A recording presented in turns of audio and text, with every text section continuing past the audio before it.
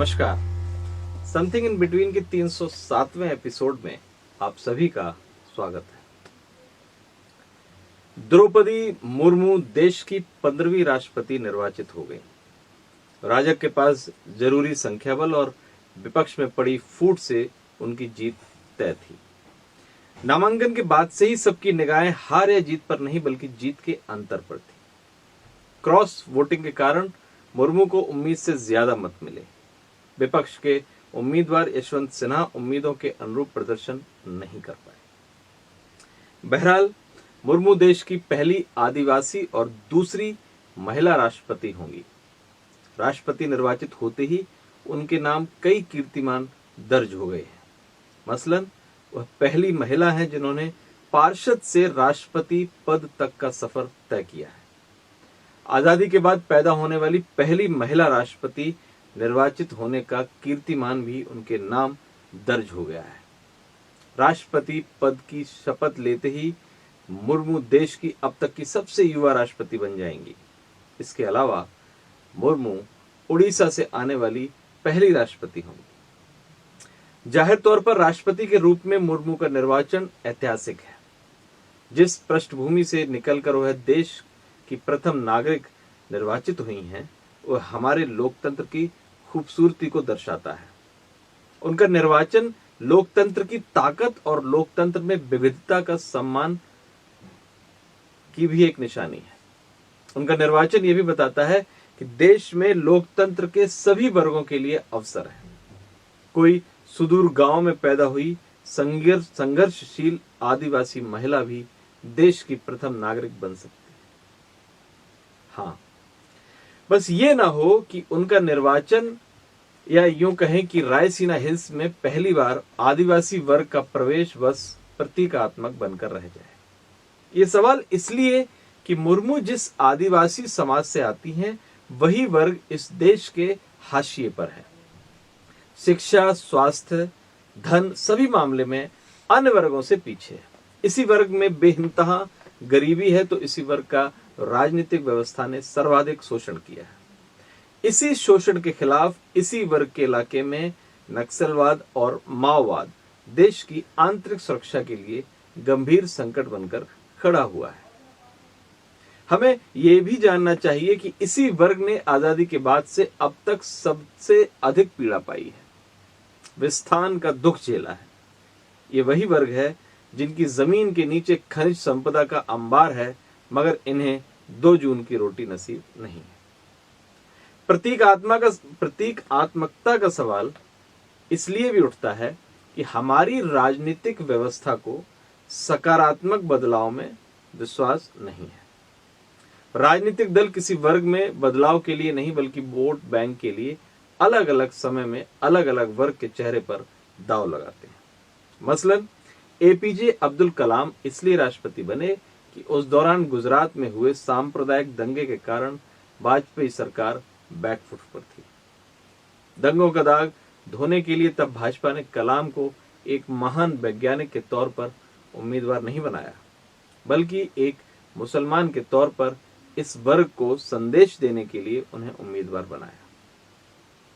इस मामले में कलाम राजनीतिक दलों के अवसरवाद या वोट बैंक की राजनीति के इकलौते उदाहरण नहीं है। चुनिंदा राष्ट्रपतियों को छोड़ दें तो इस पद के लिए राजनीतिक व्यवस्था ने योग्यता की जगह वोट बैंक को तरजीह दी।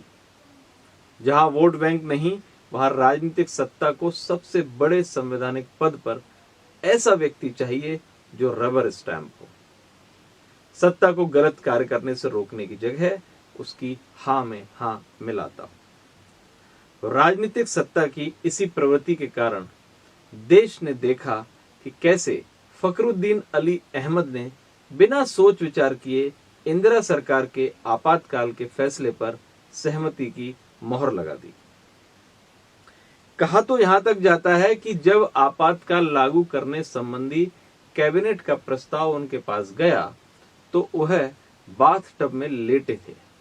उन्होंने बाथटब में लेटे लेटे ही इस प्रस्ताव पर हस्ताक्षर कर दिए।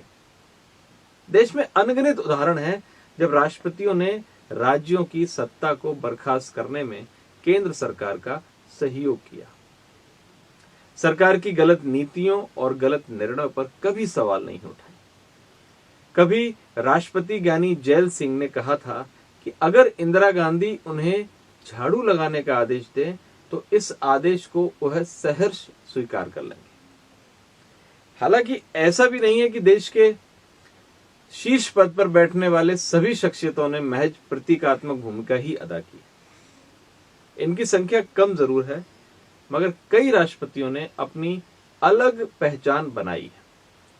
देश के प्रथम राष्ट्रपति राजेंद्र प्रसाद और प्रथम प्रधानमंत्री जवाहरलाल नेहरू के बीच कई विषयों पर गहरे मतभेद रहे। के.आर. नारायण ने इस पद पर रहते अपनी अलग छवि बनाई। राष्ट्रपति भवन में राष्ट्रपति के जूते के फीते बांधने के लिए कर्मचारी की नियुक्ति के दशकों से चली आ रही परंपरा को खत्म किया। बिहार में राष्ट्रपति शासन लगाने के प्रस्ताव को केंद्र को वापस कर दिया। नारायण पहले ऐसे राष्ट्रपति हुए जिन्होंने संसद में सरकार का लिखा अभिभाषण अक्षरशः पढ़ने से इनकार कर दिया। दरअसल संसद में राष्ट्रपति का अभिभाषण सरकार तैयार करती है। गुजरात दंगे के बाद राष्ट्रपति के अभिभाषण में सांप्रदायिक सौहार्द बनाने के लिए सरकार की तारीफ की गई थी। नारायणन ने इसे पढ़ने से इनकार कर दिया। अंततः सरकार को उनके अभिभाषण से इन पंक्तियों को हटाना पड़ा। कहने का आशय यह है कि द्रौपदी मुर्मू का राष्ट्रपति निर्वाचित होना ऐतिहासिक है, मगर यह सार्थक तब होगा जब इसके कारण आदिवासी वर्ग में जमीनी स्तर पर सकारात्मक बदलाव भी दिखे। आदिवासी समाज का शोषण करने, उनके विस्थापित करने वाली नीतियों का बनना बंद हो। इसकी जगह इस व्यापक समाज की प्रगति की नई नीतियां बने। इस दृष्टि से देखें तो द्रौपदी से उनके समाज की ढेरों उम्मीद है। इस समाज को खुद के भला होने की उम्मीदें जगी हैं। ये जगी हुई उम्मीद को पूरा करना द्रौपदी मुर्मू की सबसे बड़ी चुनौती है। ये ना हो कि उन्हें सर्वोच्च पद पर बैठाकर सत्तावश वोट की फसल काट कर ले जाए। जाहिर तौर पर यह द्रौपदी के लिए खुद को साबित करने की चुनौती है। उन्हें यह साबित करना है कि उनमें इस सर्वोच्च पद पर आसीन होने की प्रचुर योग्यता है। उनकी योग्यता और उनकी संघर्ष क्षमता पर अभी से सवाल उठाना उचित नहीं है। मुर्मू उड़ीसा के आदिवासी समाज से जुड़ी उस सुदूर गांव से सफर करते हुए यहां तक पहुंची हैं, जिसे उनके राष्ट्रपति का उम्मीदवार बनने पर पहली बार बिजली नसीब हुई। मुर्मू उस गांव से आती हैं जिसे उनके राज्यपाल बनने के बाद पहली बार सड़क मिली। खुद मुर्मू संघर्ष की जीती जागती मिसाल है। उन्होंने गरीबी के उस दंश को झेला है जो उनका समाज आज भी झेल रहा है। संघर्ष कर शिक्षा हासिल करने वाली द्रौपदी को पता है कि शिक्षा हासिल करने की राह में उनके समाज के सामने कितने तरह की दुश्वारियां हैं। कहने का आशय यह है कि द्रौपदी संघर्ष की भट्टी में तपकर सर्वोच्च पद पर पहुंची हैं।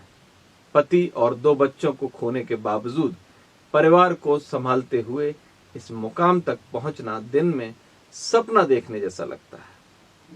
ऐसे में देश को उनसे बेहतर की उम्मीद है। राष्ट्रपति पद को नया आयाम देने की आकांक्षा है।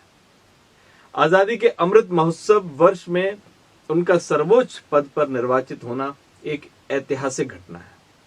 यह ऐतिहासिक घटना जब नया और सकारात्मक आयाम गढ़ेगी, तभी उनके चयन की सार्थकता साबित होगी। नमस्कार।